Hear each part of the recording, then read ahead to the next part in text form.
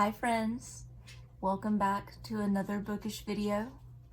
I'm Sam, and today we're going to be talking about We Used to Live Here by Marcus Kliewer. And I hope that I'm pronouncing that right. I did look it up, so if I'm mispronouncing it, it's not from lack of trying. Anyway, let's just get into it. So, this is a creepy as hell book. It is a psychological thriller that will leave you questioning everything you've ever known. So imagine this scenario. Where's my headband? Oh, there it is. Don't know why it's in there, but there it is. Imagine this scenario. You're home alone, and suddenly you hear a knock at the door. A strange family waits outside. They tell you they used to live there and they'd like to come inside.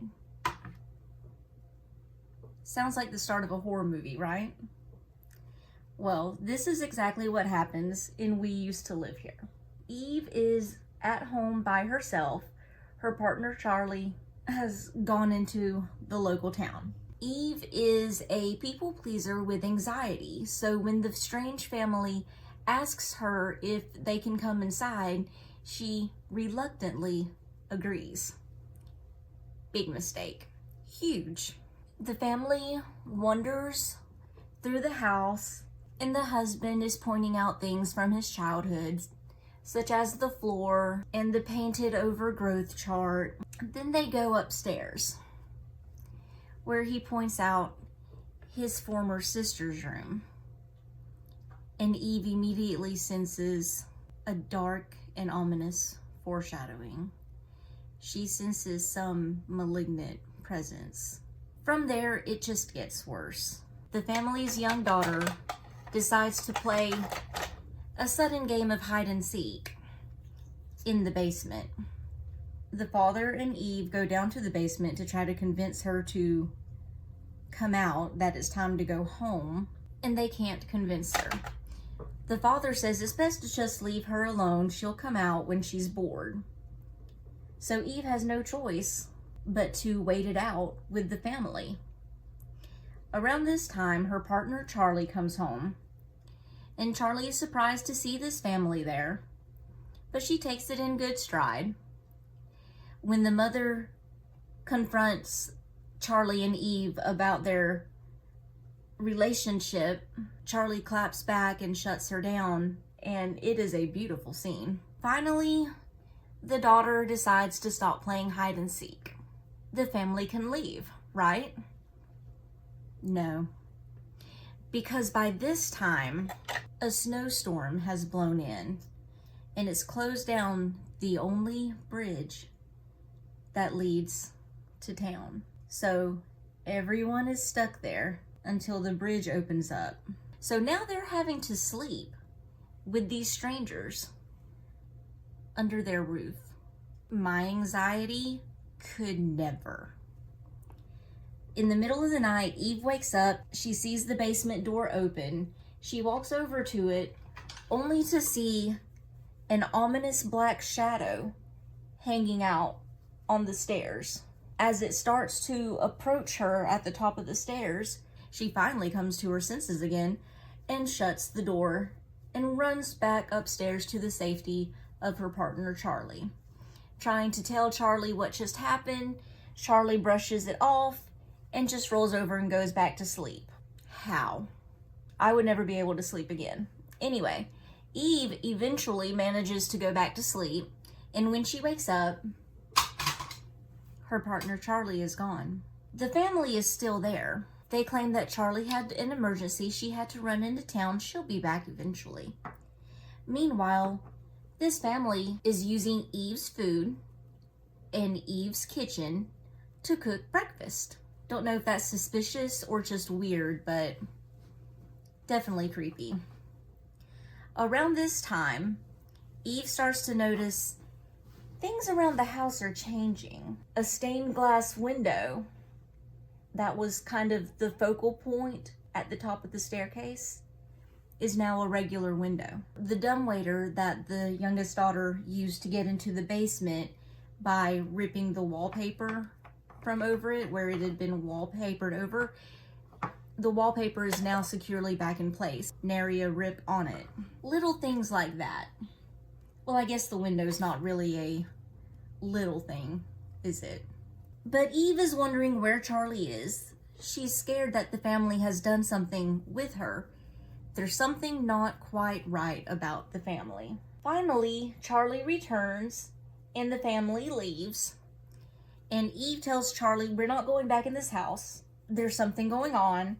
Things are changing and we need to get the F out of here. Charlie says, we can't leave without getting our clothes and etc. So stop overreacting. I'll go pack a bag and we'll leave.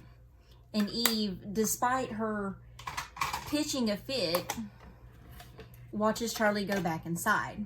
10 minutes later, Charlie comes back to the car and says, okay, we can go now. So they go to a hotel in town and everything's good until, let me back up. Eve was not able to get hold of Charlie while she's been gone because Eve lost her phone. She has no idea where it's at. And between Charlie missing and the family in her house and just everything going nutso, she doesn't have time to search for the phone. So, at this hotel, in the middle of the night, she's woken up by Charlie's phone ringing, and she doesn't want Charlie to wake up. So she reaches over and grabs the phone and walks to the bathroom with it. When she sees the phone call is coming from her phone. So she's thinking her phone was stolen by somebody from the family. So she answers it, mad. It's not somebody from the family. It's Charlie. And she looks over at the bed, and Charlie's still lying there. But this Charlie on the phone is yelling at her, screaming at her to get out of there. That is not Charlie. That is not her. She never left the house. The person that Eve left with is not the real Charlie. At this point of the book, I had to set it aside. I had goosebumps and chills just running down my spine. It was horrifying to think you're in safety with your partner only to discover it's not your partner. So that was horrifying. So Eve decides that she needs to go back to the house after all. She needs to save Charlie from the house. So that's just what she does. Another big mistake. Upon returning to the house, she goes to the basement and discovers the basement has changed. There are pathways, there are doors that lead to other places like a hospital, psychiatric type place. She freaks out. She goes back upstairs. Now the family is back and they're eating supper.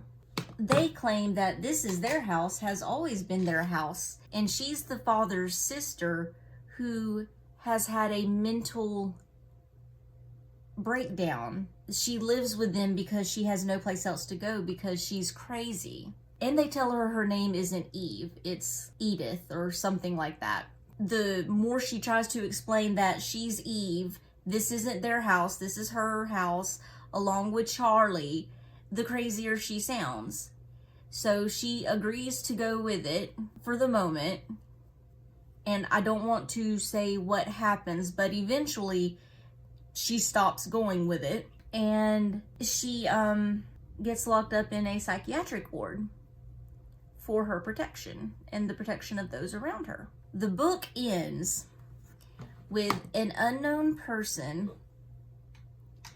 on an internet forum saying they are looking for their partner because they came home one day and their house was boarded over and looked like it had been deserted for 50 years and her partner was nowhere to be found.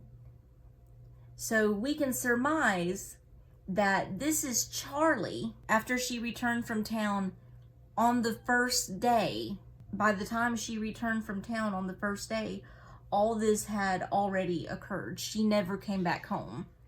Eve never saw Charlie, which is a horrifying thought. The twists in this book were twisty, almost to the point where I couldn't understand them. Like, it was, I don't want to say it was above my head, but I'm not a real science fiction person. So because of that, I didn't vibe with a lot of the book. The horror elements were amazing. I wish it had had more horror. I feel like it had a science fiction take on the horror, in that it seemed to be about something akin to the Slender Man, in that it's something from the internet forums and Reddit and creepypasta and stuff like that, like urban legends. It seemed a take on that, backrooms in particular. As somebody who doesn't usually go for that kind of stuff, I didn't know a lot about it. I appreciated it for the horror, but I feel like I would have appreciated it more if I had been more of like a science fiction girly. And unfortunately, I'm not. And if you like horror and science fiction, then this book is like going to be your jam. Like, you're going to love this book. Because, I mean, I liked it for the horror elements. I just wish it had been more horror and less out there, Twilight Zone-y stuff. Let's see, what else do you need to know about the book? The concept of things changing around, not being able to trust yourself, the things you see and hear, if they're real or are you imagining them, trusting your memory, was that picture always there, etc., was really creepy. It went past an unreliable narrator. It was an unreliable story. Everything was unreliable. You couldn't depend on anything to be real. Kliewer did that very, very well. And the horror of knowing your truth and having everybody tell you that it's wrong, that you're lying, you're making it up, it's not true, you're crazy, is absolutely horrifying. Like, the psychological elements in this book were just top tier. Seriously, so good. I'm like, I ain't mad at that at all. For this book, do I recommend it? I do.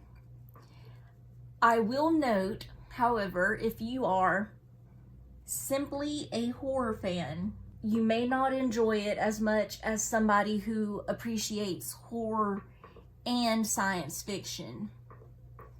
If you like creepypasta and Reddit forums and stuff like that, then you are going to love this book.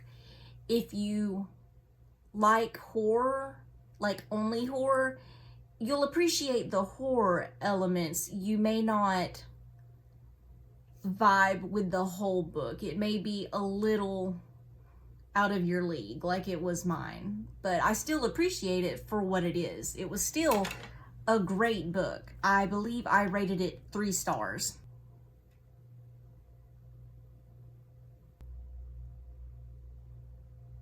Okay.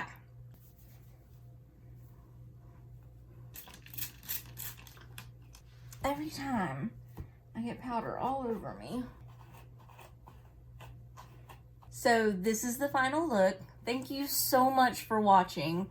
I absolutely wish I was more of a hair person. I do not know anything about hair. The 12-year-old I keep does her hair better than me. I'll insert a video if I can. Okay, do a slow turn. Look at Miss Thing. But it's crazy. I just don't get it. God bless the ones that can do it. I am not one of them. Let me know what you thought about We Used to Live Here, or if you plan to read it. I hope this helped make up your mind. If you like this video, make sure you like, comment, and subscribe. My plan is to do 1 book spotlight a month. So comment below what you think my next book spotlight should be. And I'll see you in the next one. Bye, guys.